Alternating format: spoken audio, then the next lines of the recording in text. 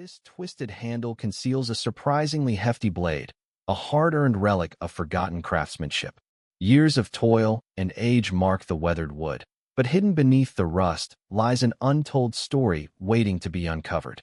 The craftsmanship is evident, a blend of strength and elegance that feels both familiar and foreign. Do you know what this was used for? Most people have no idea. This tool once fulfilled an important role in the lives of those who labored to shape the world around them. As we delve deeper into the annals of America's forgotten tools, let's uncover the story behind this fascinating artifact and others like it. This is known as a sickle bar, a tool primarily used by farmers for cutting tall grass and crops. Picture a hot summer day in rural America, with golden fields swaying beneath the sun. Farmers swung sickle bars with precision, the glint of their blades slicing through the air with an ease born from countless hours of practice. It was not just the motion, it was a choreography of muscle and skill, each cut a testament to the craftsman's labor. In the early 1900s, sickle bars were hand-forged by blacksmiths, tailored to be light enough to wield for extended periods while maintaining their sharpness.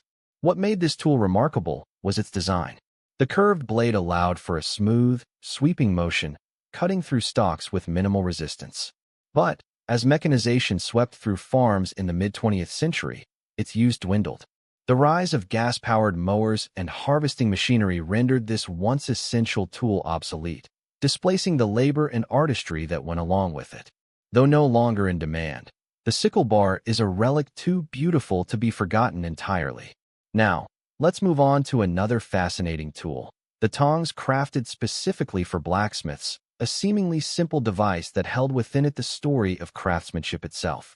Visualize a blacksmith shop, where the air is thick with heat. The blacksmith, muscles taut, stands before a roaring forge, using tongs to move glowing metal. These tongs come in various forms, each designed delicately to hold specific shapes, be it a horseshoe, a knife, or an intricate piece of wrought ironwork. The tongs were not merely tools. They were extensions of the smith's own hands, meticulously shaped by years of experience. Interestingly, the different designs of tongs were often named after their specific uses: finishing tongs, flat tongs, and even scrolling tongs. Each type played an integral role in turning glowing, malleable metal into works of art and utility. Yet, much like the sickle bar, tongs fell victim to modernization. As blacksmithing evolved into larger industrial settings, machine-driven production took over. The skill of crafting bespoke ironwork vanished into obscurity, as the convenience of mass production rendered the personalized touch, crafted with care and precision, unnecessary. This leads us to our next tool, a charming oddity of the old fishing trade, the gaff hook. Imagine a quiet afternoon by a serene lake.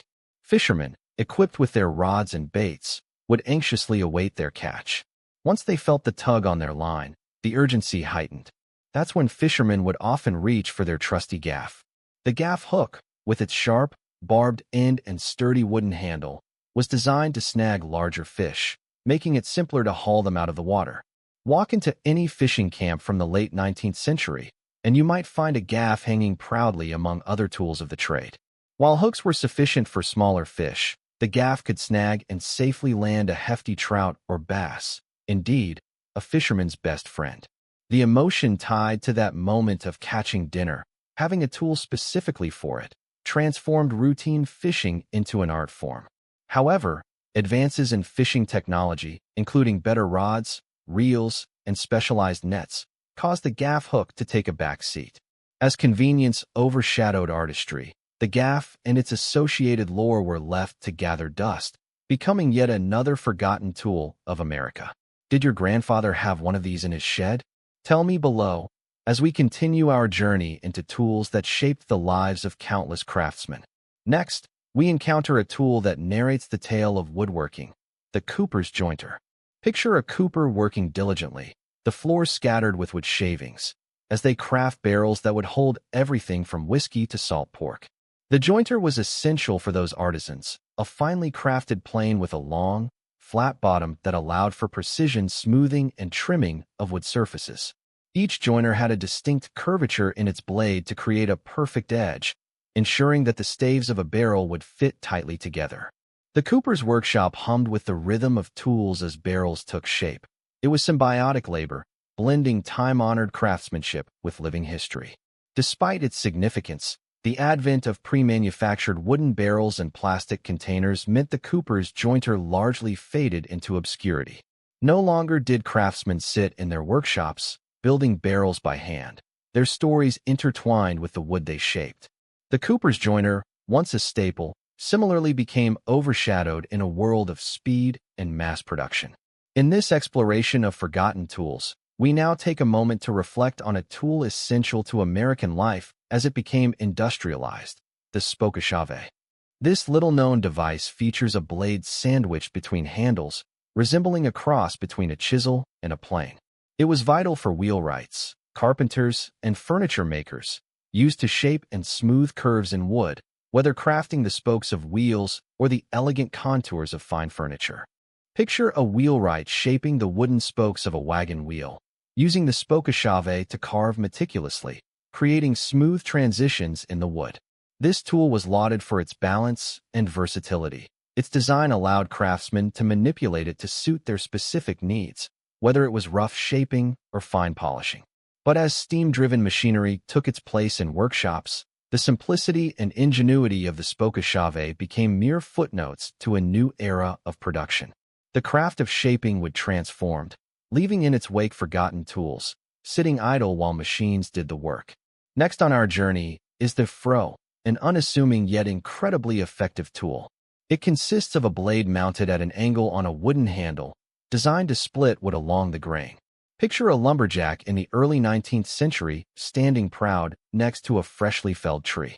The froe was ideal for creating splitting wedges to convert logs into boards, an essential step in crafting homes and furnishings. Setting the froe upon the log, the lumberjack would strike it with a mallet, feeling the satisfying thud as it sunk into the wood. The blade's angle allowed for clean, straight splits, creating manageable pieces for further crafting.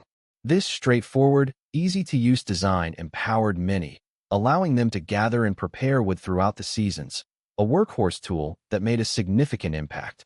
Yet, the froe began to be overshadowed by powered saws and other machinery as industries progressed. What was once an indispensable tool in the crafting of wood and the building of homes fell into the realm of the forgotten. Finally, we turn our attention to the grub hoe, a tool that evokes imagery of toil in prepared gardens and cultivated fields.